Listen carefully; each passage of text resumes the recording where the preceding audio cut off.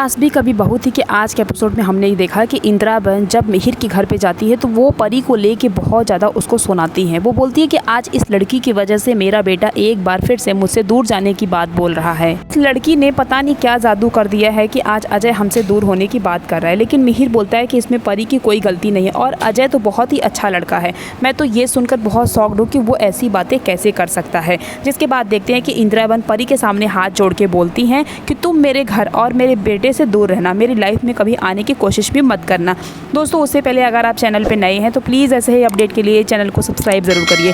दूसरी ओर देखते हैं कि मुन्नी पहुंच जाती है मिताली के पास में ये बात करने के लिए कि आखिरकार उसे डिम्सी की कस्टडी क्यों चाहिए। वो मिताली को समझाने की कोशिश करती है लेकिन मिताली उसकी एक भी बात नहीं समझती। वो बोलती है कि मुझे डिम्सी की कस्टडी चाहिए, वो भी लीगली तौर पर, ताकि कल कोई ऐरा गैरा आके ये ना बोल सके कि डिम्सी को मुझे चाहिए।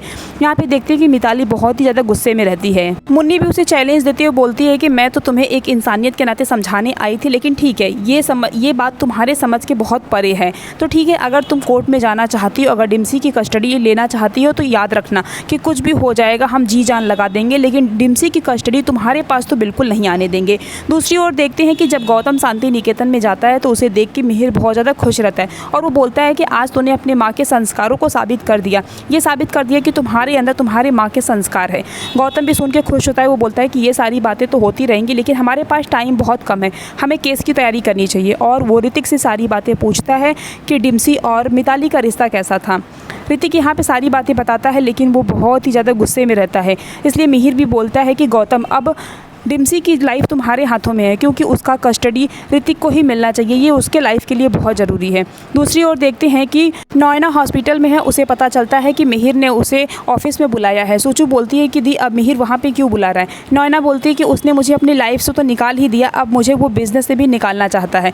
ठीक है, मैं जाके आती हूँ, भले से वो मुझसे प्यार नहीं करता, नफरत करता है, लेकिन मैं तो उससे प्यार करती हूँ, जाके मैं इसी बहाने उससे मिल भी लूँगी।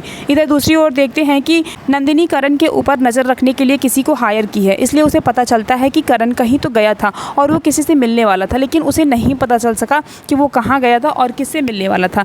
ये सुनते ही नंदिनी काफ़ी गुस्से में आती है और सोचती है कि आखिरकार ये करण किससे मिलने गया था। तो बात है जो उसके समझ में नहीं आ रहा है। दूसरी ओर देखते हैं कि जो नोएना रहती है वो मिहिर से मिलने के लिए ऑफिस में पहुंच जाती है, लेकिन अपनी जगह पे सूचू को सुला के जाती है।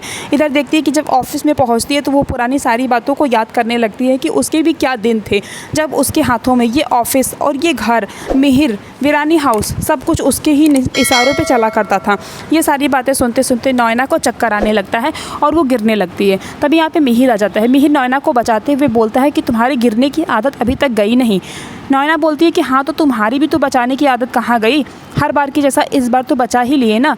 मिहिर बोलता है कि हमारे अंदर से इंसानियत नहीं मरती ना, इंसानियत है जो तुम्हें बचा लेता है। इधर दूसरी ओर देखते हैं कि सूचू नोएना के जगह पे हॉस्पिटल में सो जाती है। डॉक्टर आते हैं और बार बार नोएना को उठाते हैं, लेकिन यहाँ पे सुचित्रा काफ़ी डरी हुई रहती है क्योंकि वो अगर उठ जाएगी तो डॉक्टर को पता चल जाएगा कि वहाँ पर नोएना नहीं बल्कि सुचित्रा है। फिर देखते हैं कि मिहिर नोएना को सुनाते हुए बोलता है कि अगर तुम्हें डिम्सी की कस्टडी चाहिए थी तो तुमने डिम्सी को हमारे घर पर क्यों भेजा था।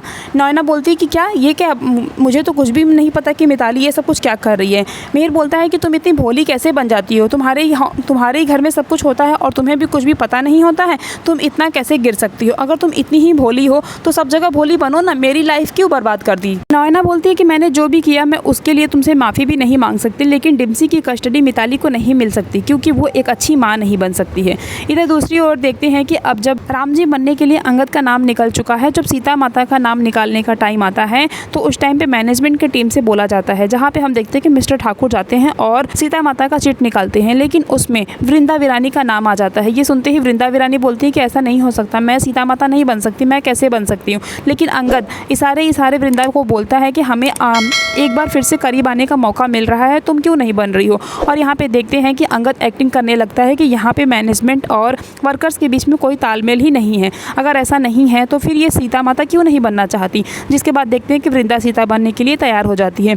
जिसके बाद देखते हैं कि रात को अंगद वृंदा से मिलने के लिए पहुंच जाता है और वो बोलता है कि मैं कुछ भी सहने के लिए तैयार हूँ, भले से मुझे नीचे सोना पड़े, मैं सो लूँगा, लेकिन मैं तुमसे दूर नहीं रह सकता।